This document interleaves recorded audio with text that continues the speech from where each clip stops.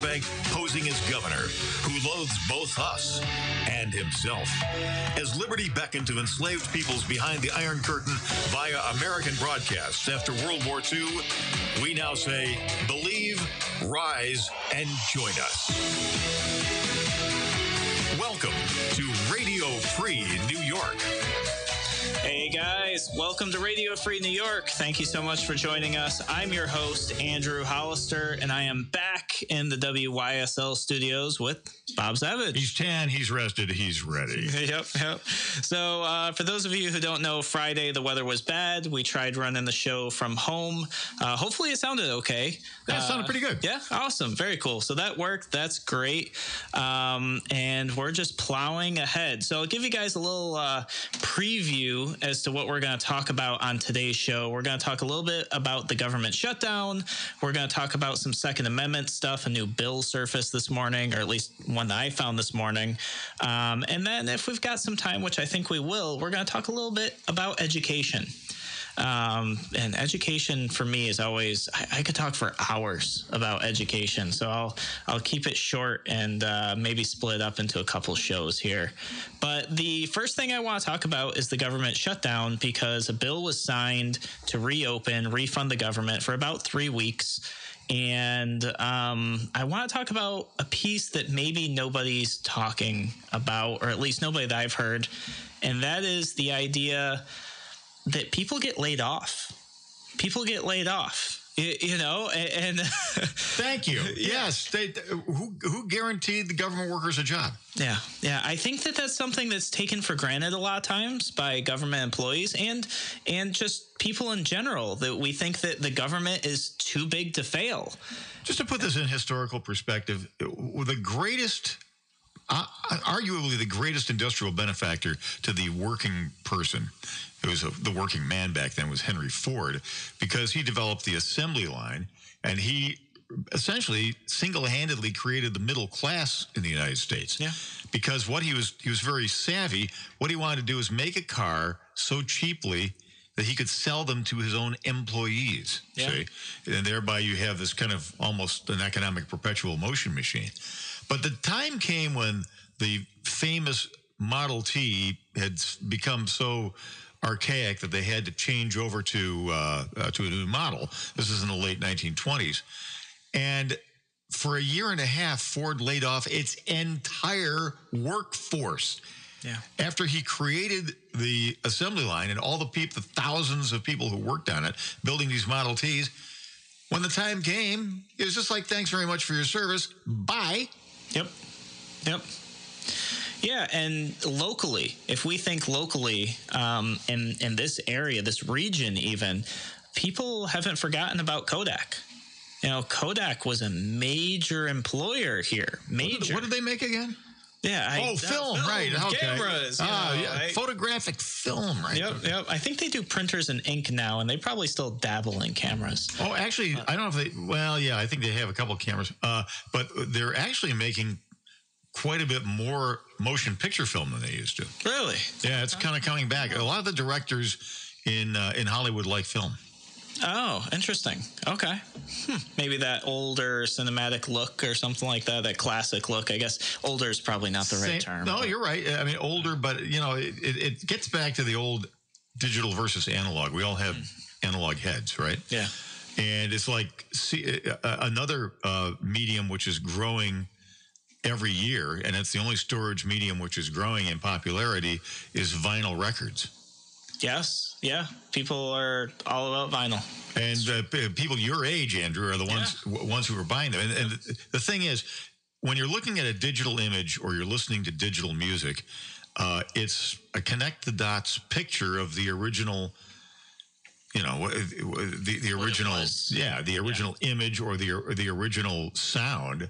And you can increase the dots to increase the resolution to make it sound and look really, really good, but it's still not the same. It's not the same. Yeah. So we've got examples in our area of Kodak, who was a huge employer in the area. My grandfather worked for Kodak, and there were amazing benefits, pensions, healthcare, all of that. And Xerox too. Xerox was a major employer here as well. and then came the layoffs. Bausch and Lomb. Bausch and Lomb's another one. Absolutely. So I look at the federal government as it is today, the either number one or number two employer in our nation, second or right before Walmart, kind of depending on the week. I think, sometimes Walmart employs more people, sometimes the federal government does. 1 in 7 people employed by the federal government. And what we have or had before this brief moment of funding here is about over 800,000 non-essential employees essentially laid off, but laid off in the type of way where there's still a job waiting for them and they're potentially getting paid for that time off. And I think that it's really important to talk about that nothing is certain, nothing's guaranteed. And if these jobs are non-essential, I can't think of a single situation or a single company anywhere that has over 800,000 non-essential employees and can survive. That's ridiculous. You'd be out of business. Yeah, you'd be totally out of business. If you talk to people, your grandfather, I don't know if he's still around or not, you talk to people who worked at Kodak, and they would tell you about all kinds of non-essential employees up there. That's one reason why that company wound up in the jackpot they were in. Yeah. And where is Kodak today? So that's just a big concern to me. As I sit here and think about it, and something Larry Sharp actually brought up a couple days ago, talking about how people are treating the government employees totally different than they treat their friends or other members of their community during layoffs. And, how about that? Yeah, where are, the restaurants standing up for people who get laid off, on a daily basis saying, come eat here for free? Where's the TV show that's, people who got laid off from XYZ company? But because it's a government job and we just assume that government is too big to fail. And the government workers are a protected class somehow. Yeah. So it's just the whole thing it rubs me the wrong way. And I'm not saying, anybody who's listening to this, hopefully you're not thinking, wow, this guy doesn't like federal workers and he wants them to be laid off and suffer. That's not what I'm saying at all. What I'm saying is I feel like they're getting unfair treatment. And I was talking to somebody about this, and they're like, yeah, but it's not their fault because it's the politicians' fault and the government's fault. It's no different than poor management in a private company, poor finances in a private company. It is the same thing. The only difference is that we as the taxpayers are paying for this. And that's the big difference there. We don't have a choice. We don't get to choose a different government product or a different government service and tax rate. The only way we can do that is on state government moving to a different state, and federal government make less money. That's a great point. We didn't have any voice in how many people the federal government hired. Yep. And from all reasonable accounts that I've read, there is a tremendous amount of non-essential employment in the federal government. Did we get to vote on that? Did we get to pick those people? Did we get to okay those positions? We're the stockholders, right? Yeah, essentially we are. Yeah, and I'd actually say we're almost worse off than the stockholders. We're kind of like the stockholder and the customer. Because we're I guess you could almost say we're investing in government, but kind of at gunpoint. Right? Because if you don't pay your taxes, you either, go to jail or try to escape. I mean, there's really lose your property, whatever. You lose everything first. Yeah. So, I just, I wanted to bring that up. 800,000, over 800,000. I think it was 880,000 non-essential employees. The IRS is probably the one that made me most angry when I saw it, because they're operating with 12% of their employees. And it's like, so I want a refund on the 88% of bloat that they've been putting through, and the 88% that we've been paying and clearly wasn't necessary to give tax refunds, chase people who owe money, and tell people what they owe. Well, perversely, some of the accounts that I was hearing were from federal workers who were glad that the non-essential employees were gone because things worked more smoothly. Sure. Because there weren't as many bureaucratic hurdles. Yep. There weren't as many obstacles of people in turf wars, memo bombing each other. Yeah. I mean, there is that piece of efficiency too, which we always, are very critical of how inefficient the government is, and maybe that's part of the answer. Get some of the people out of the way; it'll be more efficient. So when we come back here on Radio Free New York, we're going to talk about some Second Amendment updates here. Talk about a bill I found this morning that I think you guys are going to be pretty unhappy with. So we'll be back here in a moment on Radio Free New York. All your rights, all the time. On WYSL 92.1 FM, FM 95.5 West, and News Power 1040 AM. We'll treat you like family at Mark's Pizzeria. We'll treat you like family at Mark's Pizzeria. Great pizza, fresh and good.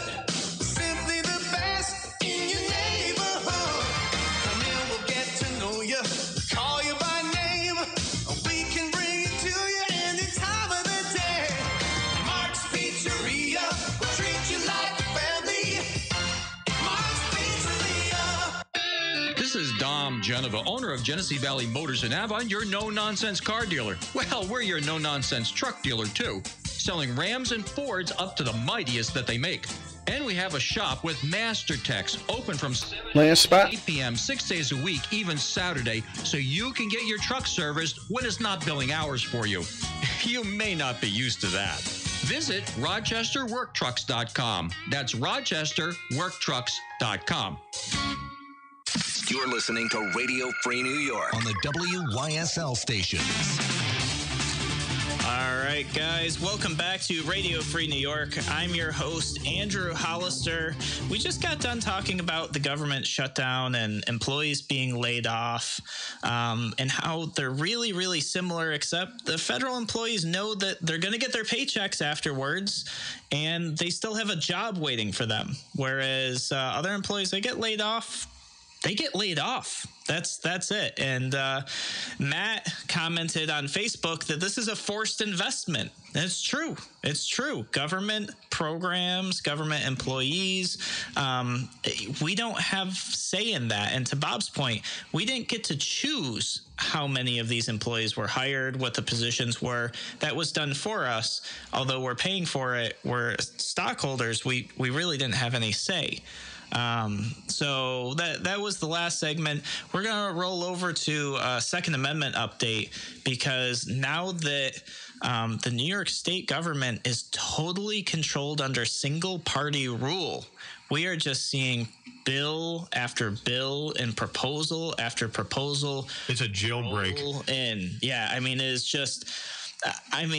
I've seen some bills I just can't believe. I hope they just die in committee, because if they make it to the floor, it is just such an embarrassment to us in New York, in the United States, that some of the stuff is being proposed. And I'm not just talking Second Amendment stuff. I'm talking about stuff to do with education, stuff to do with agriculture, stuff to do with if you're allowed to have your dog in a kennel or not, and some of the requirements that they want to pass about not being able to have your dog on a leash between 7 p.m. and 6 a.m. and just weird stuff. Or any other pet. So or any parts, yeah. Hope you like sleeping with your rabbits if you have them. Yep. Yeah, so it's... Or chickens. Yep, chickens, rabbits, llamas, whatever you got, it's getting out of control. So this bill is an assembly bill. It's Assembly Bill 1724, A1724. And this is the result of, or the byproduct of when you have firearm registration. This bill would not be possible had it not been for people registering their firearms under the New York SAFE Act. So the New York SAFE Act, we've always had basically handgun registration in New York. Not always, but ever since I can remember, we've had handgun registration, which always felt just totally wrong and off. Other states don't have it at all. I have permits in other states. I have non-resident permits. One of those states is Pennsylvania. My Pennsylvania permit is a picture of me and my name and my address. That's it. It says if I have this card, I can have a handgun, concealed or unconcealed. Our morning guy, Jim Quinn, who lives outside of Pittsburgh, says, you go into the whatever the licensing agency is. I think it might be the sheriff's department. Yeah, it's the sheriff's. Yep. Is that what it is? You walk out with your permit. Yeah. You fill out the paperwork, you write them a check for what $20 and that's it. Yeah. When I went down to get mine, and this was coming up close to 5 years ago now, so I'm going to have to renew it shortly. I went down there and they were apologizing to me profusely and saying, "We're so sorry. It's going to take a little while to get it to you. It could take up to 2 weeks." And here I am thinking, up to 2 weeks? It took me nearly 18 months to get my New York permit. And so I go, no big deal. Give them the money, take my picture, whatever. I drive back to New York, I think the next day. And like the following day, it was in my mailbox. You know, and they were just like, "Oh, we're so sorry that this was so delayed." This totally different culture down there. You must have been really very scared, though, because you went down to Pennsylvania, and of course, you're having to screech from one lane to the other because of, you know, all the dead bodies that are laying around. Yes. Because, of course, they have such lax licensure down there.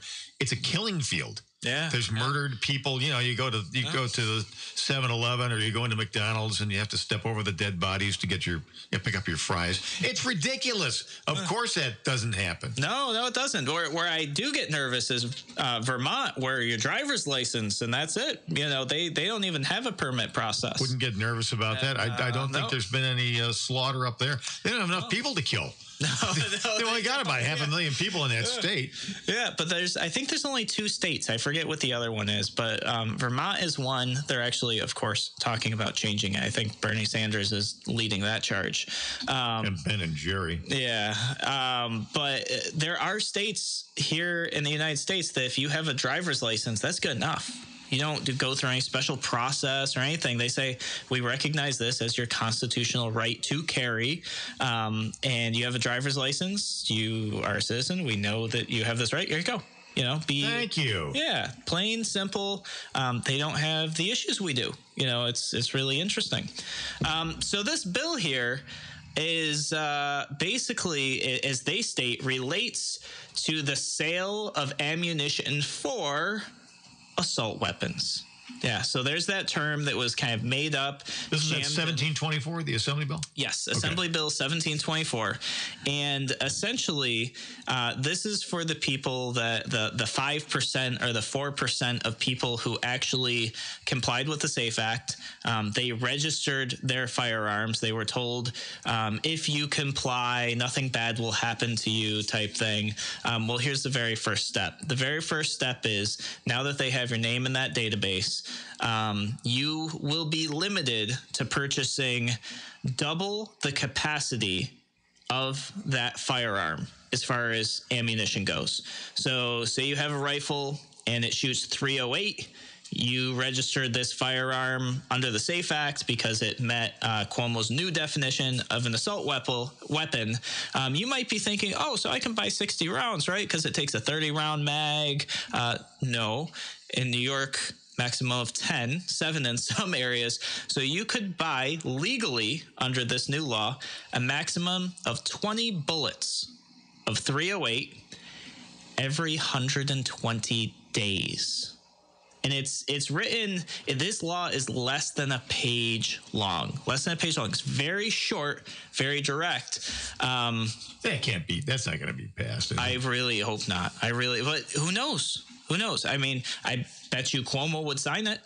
Oh, no question about it. Cuomo would sign it. I think a lot of these things are thrown out there because what they're trying to do is they're trying to move public opinion in a certain direction. Sure. Well, and so what we'll do is we'll settle for something not as onerous. Oh no, don't give us the 60 bullet a year rule. Okay, we'll do long gun registration. It'll be okay. Yeah, exactly. And it's like pushing the needle so far over that what seems like compromise is still something really just awful.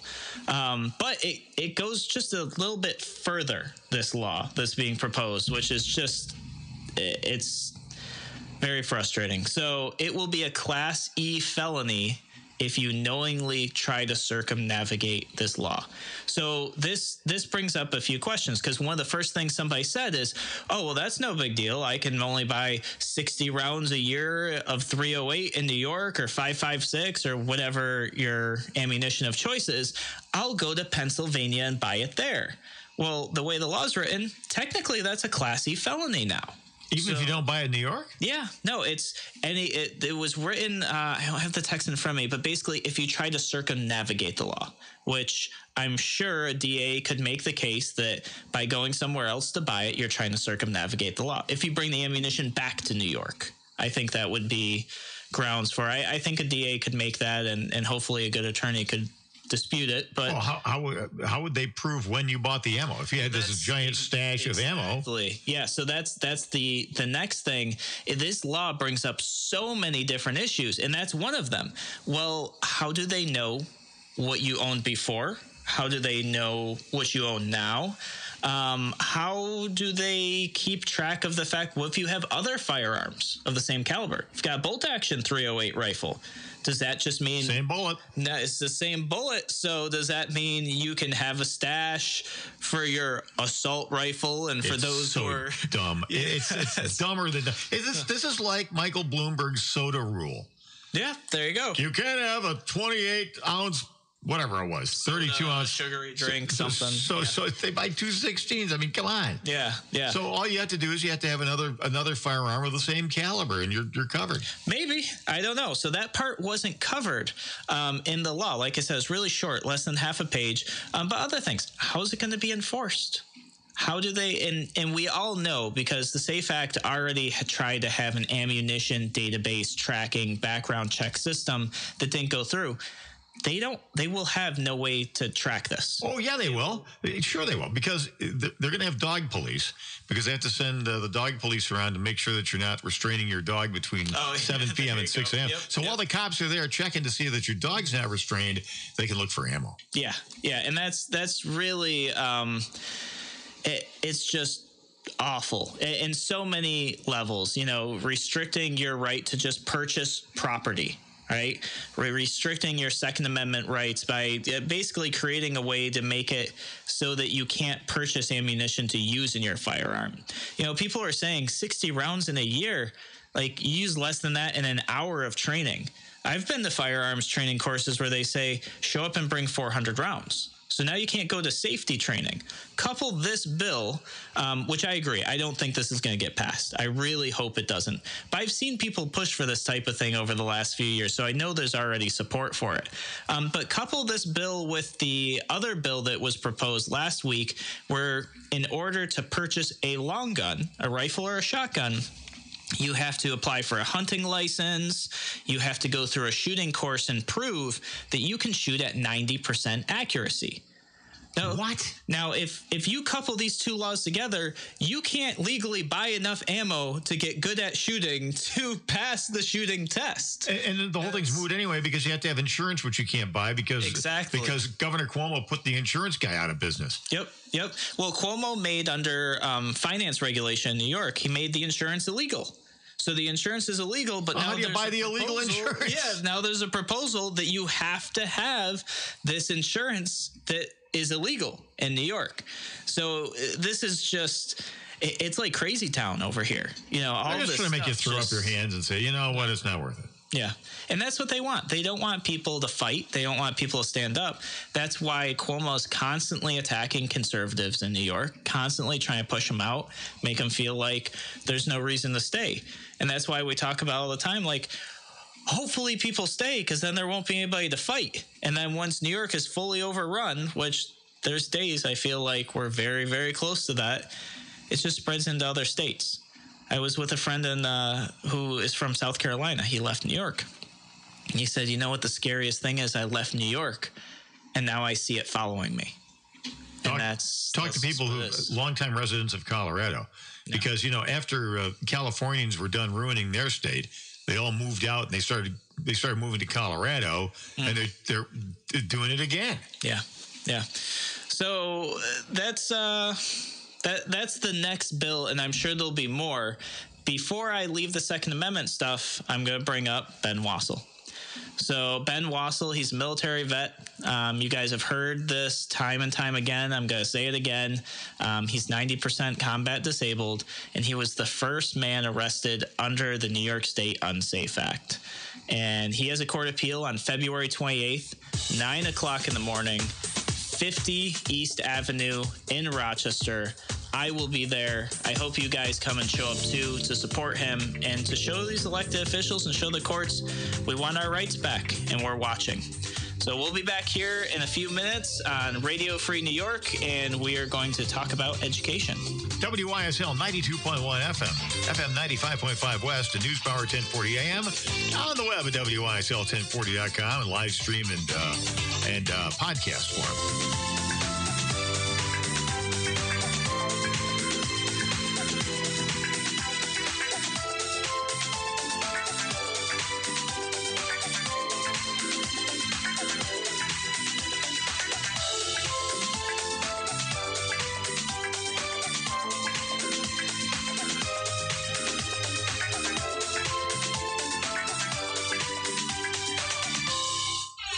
Listening to the voice of liberty. WYSL. AM 1040 Avon, Rochester. FM 92.1 Rochester. FM 95.5 Spencerport. And WYSL1040.com everywhere. At University Eye Specialists, I see many patients who suffer from dry, irritated, or itchy eyes. Sometimes these symptoms are often due to severe dry eye. Over-the-counter eye drops often help, but sometimes dry eye may require treatment with prescription medication. Dry eye is a very treatable medical condition that should be taken very seriously. The health of your eyes is very important to us. Please feel free to call any one of our local offices for an appointment. In America, we are living longer, healthier lives. The longer we live, the more likely we are to develop eye conditions such as glaucoma, macular degeneration, and diabetic eye disease. If you are over the age of 40, coming back, have a thorough eye examination in order to identify vision-threatening conditions at an early stage. At University Eye, we have the technology and experience to screen for and to treat glaucoma, macular degeneration, and diabetic retinopathy. At University Eye, your vision is our mission. Phone 1-800-724-0938. You're listening to Radio Free New York on the WYSL stations.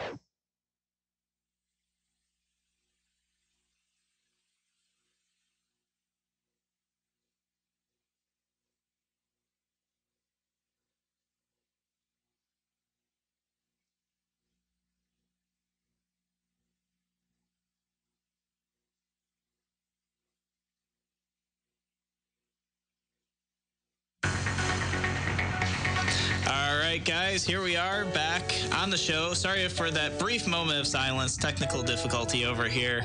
Albert is commenting in on YouTube. Guys, thanks for joining on YouTube, Twitter, and Facebook, and 1040 AM, 92.1 and 95.5 on the WYSL stations. Do me a favor, guys. If you have a comment on this next topic, please call into the show. It's 585-346-3000. Or you can comment here on social media, whether that's YouTube, Twitter, Facebook, because we're going to talk about education. And we'll probably not get through all of it. And I really want your feedback. So one of the things I hope we get to, and if not, we'll bring it into another show, is the difference between homeschooling, private education, and public education. And if you've gone through, experienced any one of those three, you probably have, call in, give us your input, your opinion, or ask a question about it. I've actually personally gone through all three growing up. So I was homeschooled, I did go to private school, and I actually went to public school as well. And I'm going to talk about my perspectives and kind of how it relates to what's going on today. And full disclaimer to everybody who calls in or and even when I talk about things have probably changed a little bit since I graduated. I graduated in 2007, so we're coming up on close to 12 years. So things are probably a little different, but I have been trying to stay in touch, and I want to share my experiences. Now, the reason I wanted to talk about this is I came across another audit of my home school district, which is the Rochester City School District. And these audits just always seem to unearth things that are very disappointing and upsetting.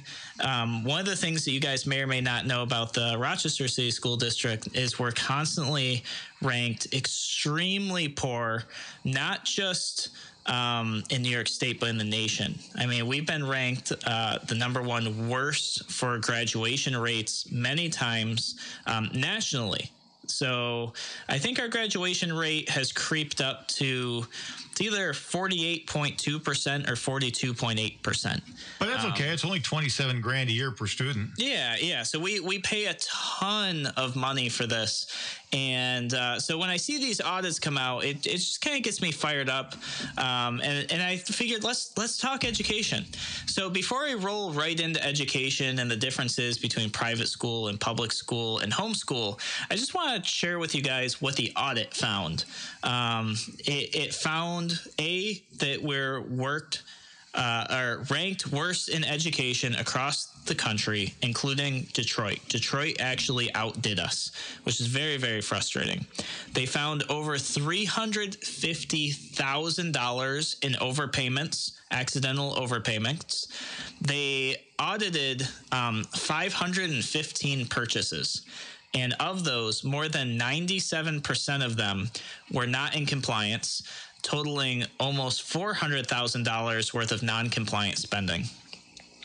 Then many of the contracts, and this is something that politicians and elected officials fall back on constantly, that there is this transparent competitive bid process, and that's what prevents mistakes. That's what prevents things from being overpaid for.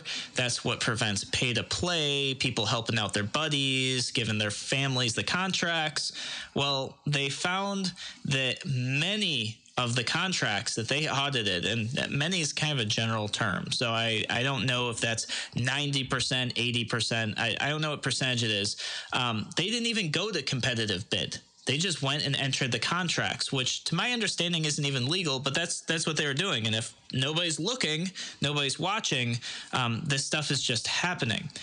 And then they found some other stuff, like there were actually contracts in place to buy stuff at the competitive bid rate, and those purchases went elsewhere anyways. So one of the examples that they gave in the audit is that they had a bid for $3.88 for a pair of rubber gloves.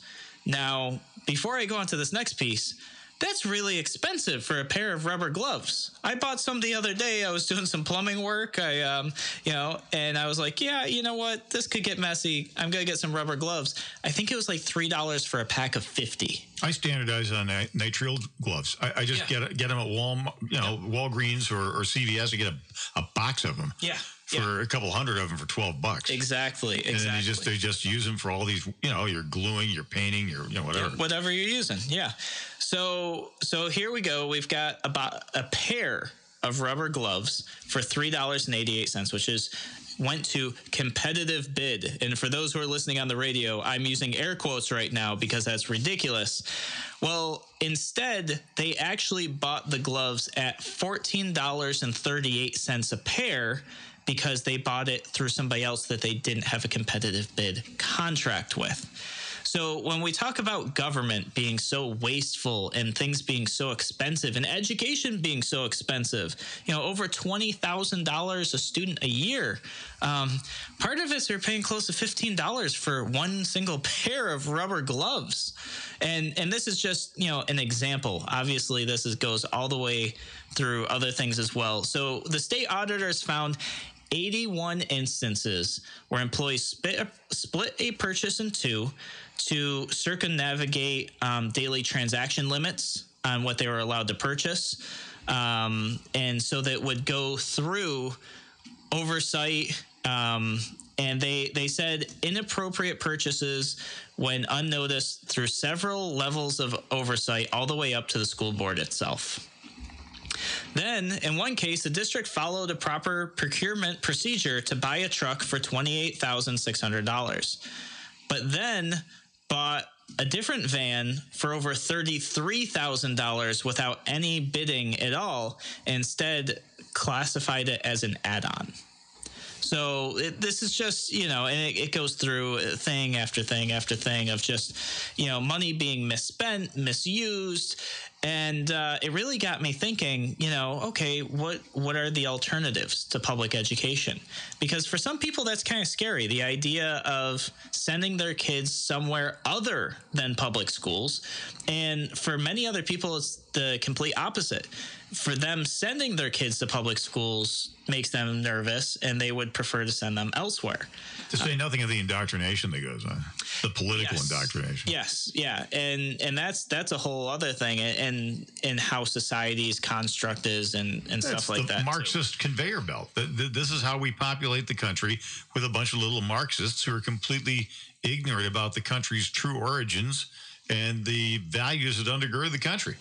Yeah, and we could talk probably for hours about, the textbooks and how the history in the textbooks changes year after year, and the lessons change year after year. And you find that you've been so far removed from just the truth of history that you can compare in, like, the Library of Congress, for example, and see, this is what Lincoln's letter said. This textbook says something totally different. The Ministry of Truth, 1984, George Orwell, call your office. It's happening to our kids right now. Folks, if you're not doing it, crack open those texts that your kids bring home and read, especially if there's anything about history. But, the social justice gets injected in everything, though. It gets into language arts. It gets into math. Yeah, I have actually seen some pictures of math problems posted on social media from parents who say, this is what my child brought home. And some of the stuff is just shocking. And I always take these things with a grain of salt, right? I look at it and I go, geez, I really hope that's not true. But the thing is, you don't know. You don't know unless you have a child in school and you're or a part of that school district. And some of them, it turns out it was true because parents called the school district had to issue a public statement about it. And you're like, wow, I can't believe that actually happened. So what are the alternatives? What are the alternatives to public education? The first two that come to mind for me are homeschool and private school. And I want to just kind of preface this, and I know looking at the time that there's no way we're going to get through all of this today. So I'll start with this, and this is, there were actually things about public school that were better than homeschool and private school. There totally, totally were. And there's going to be things in private school that were way better than public school and homeschool, but also things that weren't so good. And same thing goes for homeschool. I mean, homeschool, there were some amazing things about that. But then there were things that private school held a competitive advantage over, and so did public schools. So I'm not going into this conversation to say any one of these is better or right for you, because you'll decide what's best for your family. You know what's good for you, your children, and also what you can afford. I mean, to homeschool a kid is actually, a lot of people just think, oh, you're at home and it doesn't cost anything. You have to put a lot of time and resources into that. You, as maybe a parent or, maybe a friend or something like that, or maybe you're in a homeschool group, you've now taken a full-time job and taken it on top of all the other roles as a parent. So I'll just start with homeschool and see kind of where we land here. Homeschool is actually something that I really hope my wife and I get the opportunity to do, and especially at the younger ages, because I feel like that's some additional time to not only connect with your child, but also to teach them the morals and kind of upbringing that you want them to have. You don't really have a say in that in public school. And that's something, Bob brought up, is like indoctrination. I think that if you give kids a really good foundation, and whether that's morals or principles or just good things, whatever you want to call it, that's the stuff that'll carry them through really good decisions in life. And I don't know if you've got anything you want to add on that, or. Well, I've never. I mean, I was not homeschooled, and I've never had any direct experience with anybody who has. But we've had several homeschool parents in and out of the radio station here, and to a person, the thing that they're kind of surprised about is how it's not as time consuming as many people believe it to be. That because you're not you're not taking time out for all the indoctrination and all the political activism and all that stuff, and they just focus on the basics, the things the kids really need to know. That they find that they're able to do it in, well, certainly considerably less time than it takes the public schools to do it. Yeah, because there's not all the bureaucracy and all the organizational hurdles and everything else. And they also find that the curricula is richer because it's more varied.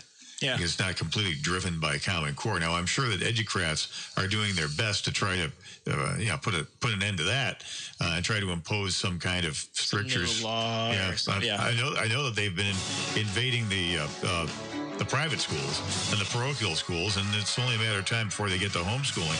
But I don't know. You look at the test scores, and boy, there's no arguing with the results. Yeah, homeschoolers crush test scores, and I think it's the whole idea of something that Larry and I used to talk about: let teachers teach. So when we come back after this break, we'll talk about that a little bit, the idea of letting teachers teach and how that relates to education. Radio Free New York with Andrew Hollister. From Avon Feed and Supply, introducing Dry Shod waterproof footwear. Dry, comfortable feet, even on those warmer days. Avon Feed has a big selection of dry shod for men and women, offering fully flexible athletic shoe sizing for great fit and maneuverability. Its exclusive insulation breathes and keeps you warm without bulk, and you'll stay dry top to bottom with state-of-the-art waterproofing. While you're at Avon Feed, find everything for your pet, from feeding bowls to toys, leads, collars, beds, crates, and tie-outs. Avon Feed and Supply has what the big pet chain stores will never have: Tim Cole and his great knowledgeable staff. And if you think you'll save money at that pet superstore, well, think again. While you're at Avon Feed, don't forget the two-legged pets with River Rat Thousand Island cheese in great flavors, including hard-to-find Mean and Nasty, plus, once again, Nut Butters, Nunday Mustards, and Rickles Pickles. Open weekdays 9 to 6, Saturday 9 to 4. Avon Feed and Supply. West Main Street at the bottom of the hill, just west of the Circle. You're listening to Radio Free New York on the WYSL station. All right, guys, we are back here on Radio Free New York. We are talking about education, and geez, there's so much of it. We're not going to get through not even a quarter of it today. Oh, this is a week's worth of shows. Yeah, easily. I'd have to do every day for a week and a half to get through all of this. So we'll just break it up into parts over maybe the next few shows. But the thing that we kind of left off on is the kind of enriched experience that kids get during homeschooling, and kind of the idea of let teachers teach, which is something that Larry Sharp, who ran for governor in 2018, we ran together, something we talked about all throughout the state all the time, and we got great feedback from teachers, board members, parents, and we talked about the idea of letting teachers teach, the idea that you as a parent know how your child learns best, and the educator, whether that's the teacher or maybe somebody who works with them in homeschool, they also know and learn and understand how your child learns. And there shouldn't be some bureaucrat in Albany dictating how your child learns, because what do they know about your child? What do they know about your student? They don't.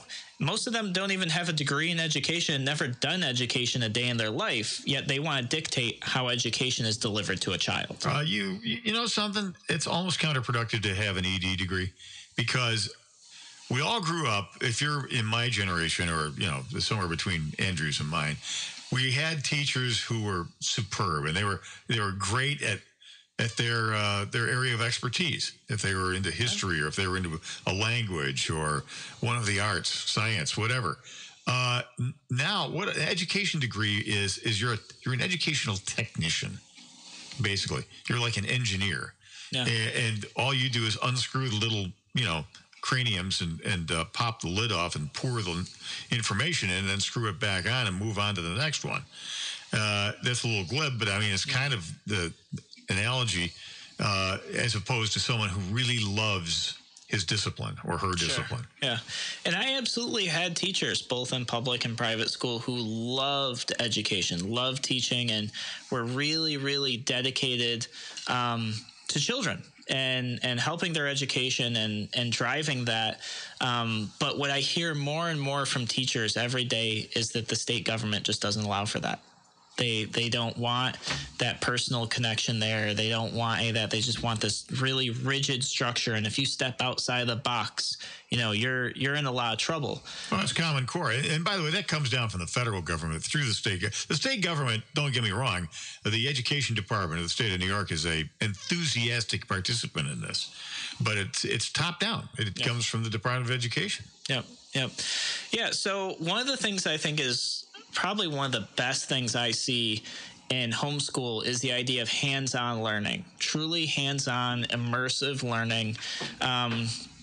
I know a family who they're like, yeah, we're going to learn about Gettysburg. So you know what we did? We hopped in the car, drove a couple hours. We actually went to Gettysburg. We explored and really saw the history where it took place. And that's not to say that everybody can do that. And there's actually a school that I'm going to, I guess I'll plug them a little bit. They're a public school, but it's World of Inquiry. They're actually a school in the city school district that they do that type of learning as well.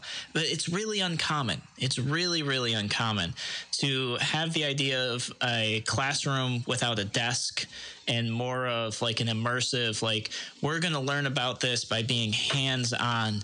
And there's a lot of students, that's the only way they can learn. The students that act out in class, especially who struggle through test taking, that's because they're hands-on learners. They're amazing plumbers, amazing electricians. But taking a test doesn't work for them. And that's not to say they're not successful. It's not to say they're not smart. That's just not how their brain works. So I think homeschooling kind of lends a little more flexibility for people that are in that situation. And, like you said, you look at homeschool test scores and, they blow stuff out of the water. And there is actually a really common misconception about homeschooling that I'd like to address because I know a lot of families that have done homeschooling. I've met their kids. There's always this kind of negative outlook on homeschooling where people say, oh, yeah, but those kids, they're not social. Or they're socially awkward, or they don't know how to interact with people. That's not true. And it's not true at all. Some of the people I know who are homeschooled, you can't get them to shut up. You can't. They're just so social. They interact well, and they have good manners. Well, first of all, homeschooling does not mean you're isolated. It doesn't mean you're parked in the breakfast nook for 6 hours a day reading and while you're fixing lunch for the kid, you're teaching him math. Yep. There's interaction with other homeschoolers. Mm-hmm. Because you're a member of a school district, you get to participate in sports and in activities as a matter of law? Kind of. So a lot of homeschoolers haven't been able to access school sports. Really? Which is something that we're trying to push to fix. Yeah. So I thought that had been fixed. Not according to all the people that are trying to do it. They pay the school taxes, but they don't get access to things like the school library. Their kids can't participate in school sports. That's not right. It might vary district by district, but it's a big problem. My thing is, I actually think, yeah, you paid the taxes. Why couldn't you have your kids participate? It's like a punitive, stupid thing to do. No. And by the way, there's also neighborhood groups of homeschoolers. Yes, and those are amazing. So Rochester has a great homeschool network where you'll have like a karate dojo who says, yeah, for 2 hours a week, your kids can come in and do gym class. And a group of homeschoolers, they show up, their kids do karate, 2 hours a week for gym class. And then maybe there's another parent in this group, I can teach chemistry. So the kids go there and they learn chemistry. And yeah, they've got great community and great education. So the idea that these kids are like socially awkward, they can't get along in society, it's totally false. Maybe there's a few socially awkward kids, but hey, there's a lot of socially awkward kids in private school and public school too, so you can't pin that on like one track of education. A huge proportion of kids in public schools are awkward because in what happens in public schools, come on, think about when you went to school. You get these little cliques going. Yeah. Well, actually, that's something we're going to talk about because in a way, those are much less common in city schools, which is something I didn't know. When I went to Wilson, I graduated from Wilson on Genesee Street. We didn't have cliques or anything like that. And part of it is probably like we were all poor, so we couldn't afford like any of the things that got you into like volleyball team or something like that. Like we couldn't afford that. But my wife, who grew up and she spent some of her time in Victor schools. Victor schools, that's all it was cliques. And if you weren't in a clique, yeah, you were just like totally left out. And when she came into city schools, that was the number one thing that she noticed right away, was that didn't really exist. So it's pretty interesting, actually, that there's those different social dynamics in such a close vicinity. So, yeah. A lot of good support organizations online, too. I mean, I was thinking of this one, the HSLDA, National Christian Schools, BJU Press, Patrick Henry College. There's a lot of them. Yeah. No, there's a lot of really good support for homeschoolers in the area. And the thing about homeschoolers, the thing that I think is so cool about them is the support and everything is all volunteer based, right? Or if there's finances involved, it's all private money. There's no government subsidies for homeschooling, no grants, no tax credits. It's literally a totally privately funded thing. They're either private money or volunteerism, and it works. It's way, way more effective. It's, I think, more efficient. I guess I couldn't say for sure if it's more efficient, but the results are certainly better. And people are genuinely pretty happy. And the one thing I will say that you see how, like, I've never met a not polite homeschool kid. Yeah. Never. I mean, they're just the most politest people you've ever met. So I feel like homeschool maybe makes society a little better too. Well, just anecdotally, I mean, there's a lady that lives down the road here who has 8 kids. Is homeschooling all of them. Wow. And she brought them by for a field trip down to the radio station once. And these kids, I mean, they make eye contact with you. Yeah. They talk to you. They're social. Yeah. I mean, and these are not, I mean, all the way from the teen down to the first grader. They all do this. They have this openness about them. They're not looking down at some freaking screen. Yep. I mean, talk to a high schooler these days. What? You have to ask them 3 times every question. There's even there's like a condition now. I forget. It's called something neck. And it's from people. There's a curvature in the spine of the curves. Yep, from using the cell phone so much. Yeah. It's not a joke, folks. I mean, and it's very bad for kids. Yeah. Well, and to your point, they came down to the radio station as a field trip to learn about radio stuff. I mean, that's one of the amazing things about homeschool is the ability to pick up and go and learn about something that's just not in the Common Core curriculum. It's not. But those kids will now just be much more enriched and knowledgeable for that one experience. Just from hanging around with us, folks. Just who'd have thunk it? Yeah. Hang out with us. You'll get smarter. So what we'll do next show is, since we didn't even make it all the way through homeschool, we will probably tackle private school next. And once again, this whole thing is not about like one being better than the other. It's about perspectives and feelings of alternatives to public education. And not to say that public education is all bad, although I would like to see, for example, people who homeschool or privately or send their kids to private school, I'd love to maybe see some refund or rebates on a portion of their school taxes. Because if they're not using it, why are they paying for school it? Choice. Why can't we allocate school resources instead of paying school taxes? Why can't we choose a private school, use our tax money for that, or to underwrite there's a lot of commercial homeschooling programs too, you know. There are. Yeah, absolutely. And so you could underwrite that. You could pay for that. Yep. And I get it. Some people are like, oh, I don't want to pay for somebody's religious education. I hear that often. And I say, yeah, but they don't want to pay for an education they're not getting either. So why don't we come somewhere in the middle where they get a portion of that money back and the ability to have their kids on the local sports team and use the library in the school? And also, why should they have to pay for if they feel that their kid's being indoctrinated with a value system that's in conflict with their own? Why can't they decide to opt out and to send the kid elsewhere.